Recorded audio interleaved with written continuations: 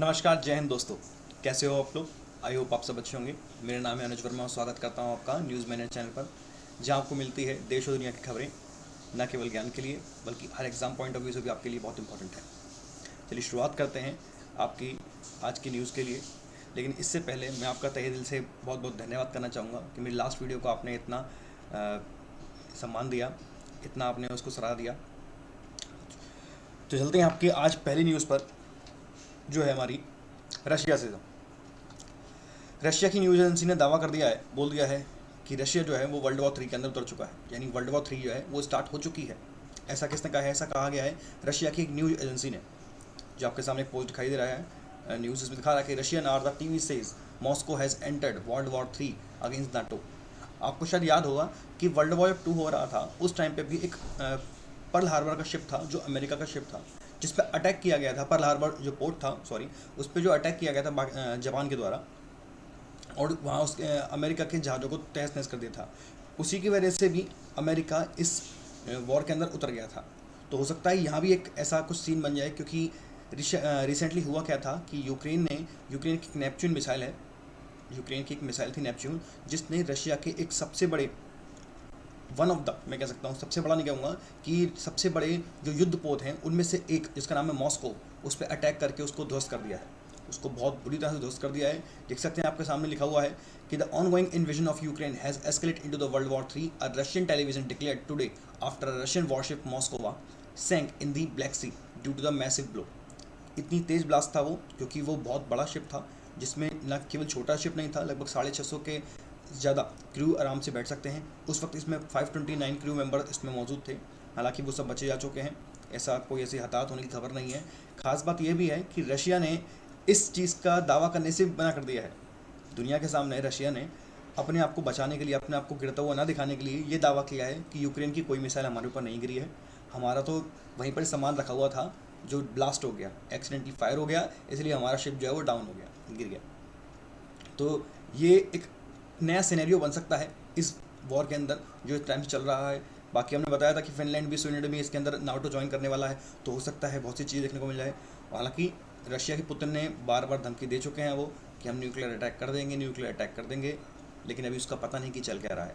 लेकिन definitely future में कुछ ना कुछ ऐसा ज़रूर देखने को मिलेगा जो बहुत ही डेंजरस है हम सबके लिए। मीनवाइल अगर आप बात करें कि व्लादिमीर जेलेंस्की ने अब तक की रिपोर्ट में बताया है कि लगभग 3000 सैनिक जो है हमारे मारे जा चुके हैं, 10,000 जो सैनिक हैं हमारे वो इंजर्ड हैं। सिविलियंस का इन्होंने बताया नहीं, क्योंकि सिविलियंस की जो क्वांटिटी है वो उससे ज़्यादा है, तो उसका कुछ उन्होंने भी जानकारी दी नहीं है।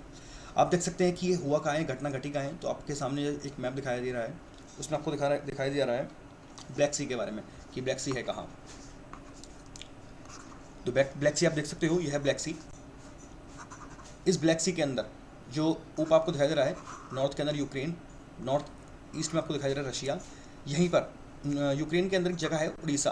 उड़ीसा इंडिया वाला उड़ीसा नहीं है, यहाँ भी एक उड़ीसा है।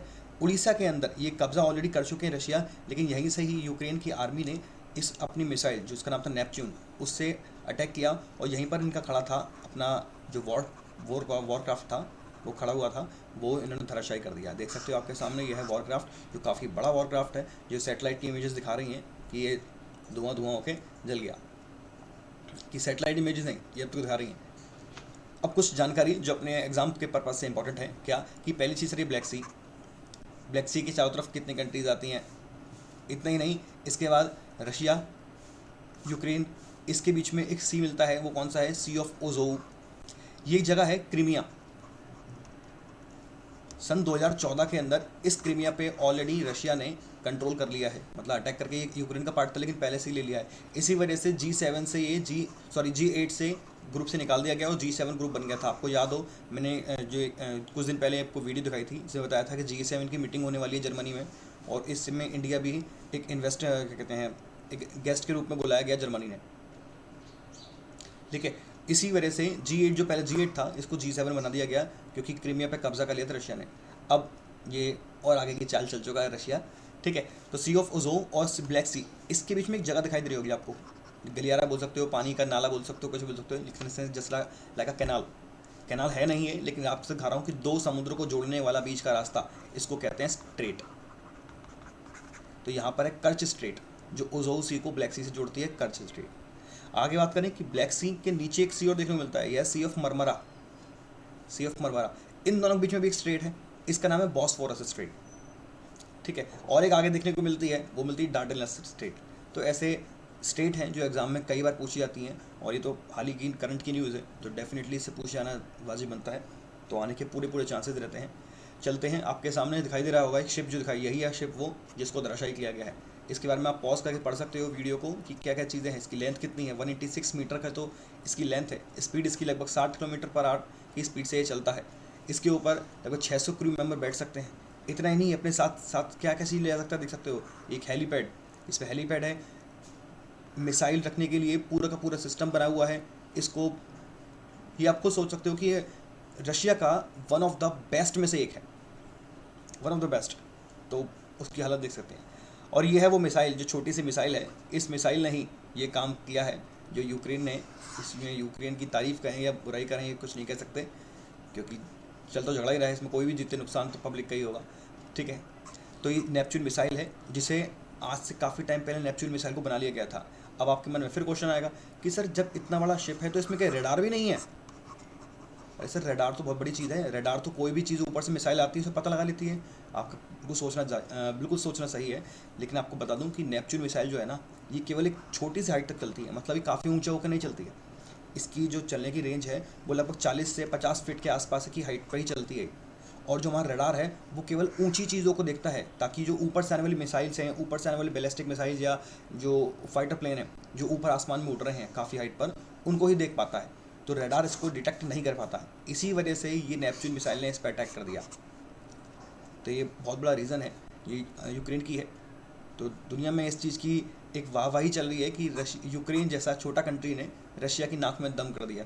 लगभग 2 महीने होने वाले हैं, 2 महीने के अंदर कोई ऐसा सोल्यूशन नहीं निकल पाया कि रशिया उस पर कंट्रोल कर पाया पूरा। केवल धमकी तो धमकी मिल रही हैं और कुछ नहीं हो रहा है। चलिए अपनी न्यूज़ को आगे बढ़ाते हैं, और अपनी आज की दूसरी न्यूज़ है वो है ऑयल बॉन्ड के बारे में। अभी हाल ही में हुआ क्या, हमारी वित्त मंत्री मिसेस सीतारमण जी का किसी ने इंटरव्यू किया, पब्लिक के सामने बैठे थे और वहाँ पूछा गया कि हम ये आपसे पूछना चाहते हैं कि आपके प्राइस बढ़ रहे हैं, और पहली बार नहीं है, उससे पहले ही बढ़ते थे। आपका टैक्स आप जो बोलते हो लगभग कितना, आपने 50% के अराउंड हमारा इस पर टैक्स लग जाते हैं सेंट्रल गवर्नमेंट के द्वारा, ऐसा ही स्टेट गवर्नमेंट ने लगा रखा है टैक्स, ठीक। आप जीएसटी का पूरे महीने में इतना कलेक्शन कर लेते हैं, उसके बावजूद आप हमसे टैक्स क्यों, पब्लिक से क्यों उससे वसूल रहे हैं? तो उन्होंने जवाब दिया कि देखिए जो टैक्स लेना है वो हमारा जिम्मेदारी नहीं है, एक्चुअली टैक्स वो हमें मजबूरी में लेना पड़ रहा है। रीज़न क्या है कि हमसे पहले जो सरकार थी, यानी यूपीए सरकार जो थी, वो कुछ ऑयल बॉन्ड जारी कर चुकी थी जिसके पैसे हमें चुकाने पड़ रहे हैं। अब सर ये क्या है, आप ऐसे समझ सकते हैं कि आप किसी दुकानदार से सामान लेने आए, और सामान लेने के बाद क्या करें, आप सामान तो ले आए लेकिन उसे पैसे दे के नहीं आए, आपने बोल दिया कि पापा जी के खाते में लिख लो, पापा जी के खाते में लिख लो। अब आप 1 महीने तक सामान लाते जा रहे हो, पापा जी के खाते में लगाते जा रहे हो। अब आप यहाँ से हो गए गायब, आप कहीं बाहर चले गए। अब किसी दिन पापा जी यहाँ जाते हैं और पापा जी पूछने लगे सामान वामान दे दीजिए, और वो दुकानदार आपको बोलता है कि आपके बेटे ने सामान, इतना सारा सामान तो लिखवा रखा है जी, इतना सारा सामान जो है आपने लिखवा रखा है। आप सब पापा जी लेके गए थे अपने पास में कुछ पैसे कि कुछ काम चला लूँगा, लेकिन समझ में आया कि भैया यहाँ तो बच्चे ने पूरा का पूरा रायता खिला रखा है। तो जो पुराना पैसा जो चुकाने वाली चीज़ आती है वही है बॉन्ड। अब इसको समझेंगे और अच्छे से कि बॉन्ड है क्या। तो यही सीतारमण जी ने कहा। अब इसको पढ़ते हैं क्या। देखिए, हम अगर टैक्स की बात करें तो टैक्स 2 तरह से आ सकता है, यानी जो है रिटेल प्राइस पे 2 तरह से प्राइस बढ़ सकता है। पहला, या तो कच्चे तेल के दाम बढ़ जाए, जो आपके पास पेट्रोल है उसका दाम तब बढ़ेगा, या तो कच्चे तेल पे दाम बढ़ जाए, या दूसरा इस पर टैक्स का जो है वो बढ़ जाए या घट जाए। इसी वजह से दोनों काम हो सकते हैं। पेट्रोल या डीजल की कीमत ऊपर नीचे तभी हो सकती है, या तो कच्चे तेल में दाम बढ़ जाए, या हो जाए टैक्स पे छूट मिल जाए, या उस पर टैक्स पे लगा दी जाए, बढ़ा दिया जाए। और वही चीज़ कि हमारे रिटेल के दाम जो है वो लगभग 50% ही है। समझ लीजिए आज हमारे पास अगर 100 रुपये का तेल है, मैं इस पर भी वीडियो बना चुका हूँ, आप देख सकते हो। मान के चलता हूँ कि अराउंड 100 रुपये का तेल है तो 50 रुपये का ही तेल कंपनियाँ दे रही हैं, लेकिन उस 50 रुपये के अलावा जो 50 रुपये बच रहे हैं वो सेंटर और स्टेट गवर्नमेंट ये टैक्स लगा के रूप में टैक्स लगाकर अपनी जनता से वसूल रही है। तो इसमें उन्होंने बोला है इसके प्राइस बढ़ने की, इसमें 2 वजहें और दी हैं। अब सीतारमण से पूछा गया कि, तो उन्होंने बोला कि इसकी 2 वजहें जो प्राइस बढ़ रहे हैं। पहला तो हमारे पास तेल महंगा आ रहा है, तेल महंगा क्योंकि रशिया और यूक्रेन का वॉर चल रहा है और यही नेचुरल रिसोर्सेज के भंडार हैं, ठीक है। और दूसरा कि यूपीए युग के अंदर, यानी यूपीए सरकार के टाइम पे तेल बॉन्ड जो दिए गए थे ना, ये उन्हीं का नतीजा है। अब तेल बॉन्ड है क्या, इसको समझने के लिए चलते हैं पहले तेल बॉन्ड है क्या। देखिए ऑयल बॉन्ड के बारे में बात करें तो जैसे मैंने आपको बताया, ऑयल मार्केटिंग कंपनी जब सामान बेचती है ना, ये आज से काफ़ी टाइम पहले की बात है, जब यूपीए सरकार थी यानी कांग्रेस की सरकार थी, उस कांग्रेस की सरकार के अंदर उस टाइम पे जब ऑयल मार्केटिंग कंपनी तेल बेचती थी ना, थोड़ा कॉस्टली पड़ता था वो, तो यूपीए गवर्नमेंट ने लोगों को उनको बोला कंपनीज को कि आप लोगों को सस्ता तेल प्रोवाइड कीजिए। लेकिन कंपनियां बोली अगर हम सस्ता देंगे तो हम तो खुद लुट जाएंगे, हमें तो प्रॉफिट मिलेगा ही नहीं। तो गवर्नमेंट ने बोला कि आप बेफिक्र रहिए, हम आपको ये पैसा जो है इन लोगों से एक एज अ ईएमआई के रूप में लेते लेते देते रहेंगे। इनसे हम पैसा लेके देंगे आपको, लेकिन टुकड़ों में एज अ ईएमआई। तो कंपनी बोला कि हमारे पास गारंटी क्या है, तो उन्होंने कहा आप गारंटी हमें, हम आपको एक पेपर देंगे, वो होगा हमारा वचन पत्र।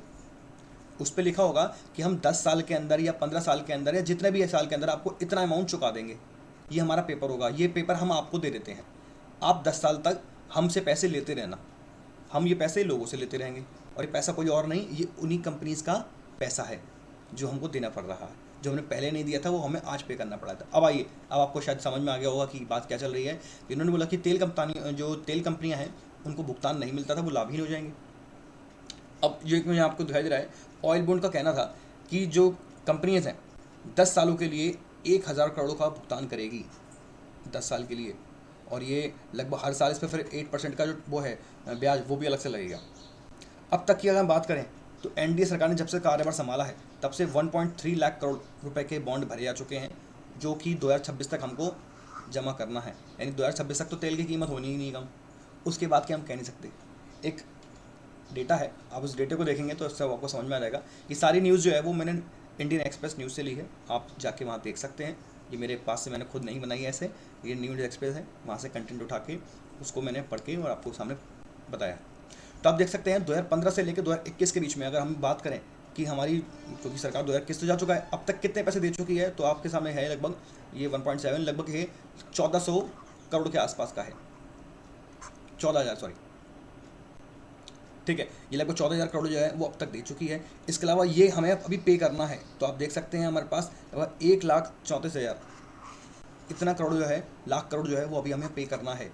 इसके अलावा इंटरेस्ट अलग है। तो कुल मिला के ये है कि पेट्रोल और डीजल जो है वो सस्ता नहीं होने वाला इतनी आसानी से, क्योंकि गवर्नमेंट ने बोल दिया है अभी तो टैक्स हम वसूल रहे हैं। ये टैक्स तो केवल वो टैक्स है जो हम पुरानी चीज़ें बना रहे हैं, जो पुराना आ रहा है। अभी हालांकि ये है कि अभी टैक्स लेना, जो अभी जो कंपनियां चल रही हैं अभी उन पर ऐसा बॉन्ड नहीं है, अभी तो हम डायरेक्टली कंपनी से परचेज कर रहे हैं, डायरेक्टली उन्हीं के प्राइसेस पे, ठीक है। तो आई होप आपको समझ में आ गया होगा, लिखा हुआ है। लेकिन एक चीज़ फिर भी मन में आती है कि यह बॉन्ड सही है, लेकिन अगर बात करें बॉन्ड सही है तो ये कहना सही है, क्योंकि इंडिया जो है वो बहुत रिच कंट्री नहीं है, हम पुअर कंट्री में से जो बाकी जितनी पुअर कंट्रीज हैं उनसे थोड़ा सा ऊपर हैं, ठीक है, लेकिन हैं गरीब देश ही। इस देश के अंदर, ऐसे देश के अंदर बॉन्ड का सहारा लेना बहुत ज़रूरी है। अगर किसी भी देश को डेवलपमेंट करनी है तो उन्हें सब्सिडी या बॉन्ड का यूज़ करना ही पड़ेगा, ताकि लोगों को सस्ती चीज़ें प्रोवाइड की जा सके। लेकिन कहीं ना कहीं इसका जुर्माना तो भुगतना ही पड़ेगा सबको। तो वर्तमान एनडीए सरकार को ही अगर ले लें तो इन्होंने भी, अगर इस टाइम की बात करें तो लगभग वर्तमान सरकार ने भी 2.7 लाख करोड़ यानी लगभग 2.8 करोड़ लाख करोड़ का जो है वो बॉन्ड अभी तक साइन कर चुकी हैं। बाकी चीज़ों में, क्योंकि बैंकों को जो नेशनलाइज किया जा रहा है, सबको जोड़ा जा रहा है, तो उसमें भी पैसा खर्च होता है, तो अभी तक बॉन्ड जा चुकी हैं। तो ये सब पैसा कहाँ से आएगा, ये इंसान की जेब से आएगा, ठीक है। आई होप अब तो आपको समझ में आ जाएगा, दो टॉपिक आपको अच्छे समझ में आ गए होंगे। चलते हैं अब आपकी नेक्स्ट न्यूज़ पर। इंडिया के जो ग्रैंड मास्टर हैं प्रज्ञानंदा, इन्होंने रेकजेविक ओपन को जीत लिया है। ये इंडिया के वन ऑफ द बेस्ट बोलूँगा, क्योंकि इंडिया के यंगेस्ट यानी 13 ईयर के हैं ये। इन्होंने वर्ल्ड के, अभी हाल ही में कुछ टाइम पहले वर्ल्ड की सबसे कह सकते हैं नंबर 1 जो ग्रैंड मास्टर थे, उसका नाम था मैग्नस कार्लसन जो है, इसको हराया था वर्ल्ड के नंबर 1। इंडिया के सबसे वन ऑफ द बेस्ट यानी यंगेस्ट में बोल सकते हैं कि 13 साल की उम्र में। इससे पहले एक और भी हैं 12 साल के, ये सेकंड यंगेस्ट बोल सकते हैं, 12 साल के अभिमन्यु, ठीक है। तो आपको याद रखना है कि प्रज्ञानंदा कौन है। ये चेस के लिए बहुत बड़े प्लेयर हैं। ये और इनकी सिस्टर, दोनों भाई सिबलिंग्स हैं, ये दोनों ही चेस के मामले में बहुत माहिर हैं, ठीक है। तो आपको याद रखना है प्रज्ञानंदा किस खेल से जुड़े हुए हैं, तो चेस से जुड़े हुए हैं और इंडिया के सबसे यंगेस्ट में से एक हैं, ठीक है। इन्होंने मैग्नस कार्लसन जो थे वर्ल्ड के नंबर 1 चेस को, वो लास्ट अभी पिछले महीने ही इन्होंने हराया है। चलते हैं अपनी नेक्स्ट न्यूज़ पर। स्टैचू ऑफ नॉलेज, ये स्टैचू ऑफ नॉलेज जो है, देखिए अभी तक आपने सुना था statue of unity, statue of peace, अब स्टैचू ऑफ नॉलेज भी याद कर लीजिए। स्टैचू ऑफ नॉलेज जो है वो भीमराव अम्बेडकर जी का बनाया जा रहा है। कहाँ पर? ये बना रहे हैं लातूर, गुजरात के अंदर। और देखिए वो भी स्टैचू ऑफ यूनिटी भी गुजरात के अंदर ही था। तो लातूर के अंदर स्टैचू ऑफ नॉलेज बन रहा है अम्बेडकर जी के लिए। ओके, नेक्स्ट की बात करें, आज है 18 अप्रैल और आज के दिन की खास ये है कि आज मनाया जाता है वर्ल्ड हेरिटेज साइट यानी वर्ल्ड हेरिटेज डे। इसको 1983 के अंदर स्टार्ट किया गया था यूनेस्को के द्वारा, ये दिखाने के लिए कि पूरे वर्ल्ड के अंदर जितनी भी हेरिटेज साइट हैं ये हमारे लिए बहुत इंपॉर्टेंट है, हमें इन्हें बचा के रखना चाहिए क्योंकि हमारे देश की धरोहर है। इंडिया की बात करें तो इंडिया के अंदर लगभग 3.5 से ऊपर के मॉन्यूमेंट्स मौजूद हैं, जिसमें से यूनेस्को ने 40 जो हैं वो डेजिग्नेट किए हुए हैं वर्ल्ड हेरिटेज साइट में। यानी पूरे वर्ल्ड के लोग इन जगह पे जाके देखिए, इसमें कुछ खास है। जैसे फर्स्ट नंबर पर तो आपका ताजमहल ही है, 7 वंडर में से एक, पहले नंबर का ताजमहल। अजंता केव्स इंडिया के अंदर, उसके बारे में बात करें एलोरा की केव्स, काजीरंगा नेशनल पार्क। तो ये सब जो है वो यूनेस्को ने हमें हमारे देश की धरोहर को पहचान दे रखी है वर्ल्ड हेरिटेज साइट्स के रूप में। इस साल की वर्ल्ड हेरिटेज की जो थीम है वो है heritage and climate. I hope आपको उसका सेशन समझ में आया होगा। अच्छा लगा है तो प्लीज़ लाइक ज़रूर करें, क्योंकि लाइक की और शेयर की आपकी बहुत ज़रूरत है। सब्सक्राइब करें ताकि फ्यूचर में आने वाली चीज़ों को भी आप देख पाएँ। आज के लिए इतना रखते हैं। Thank you students, bye bye, have a nice day.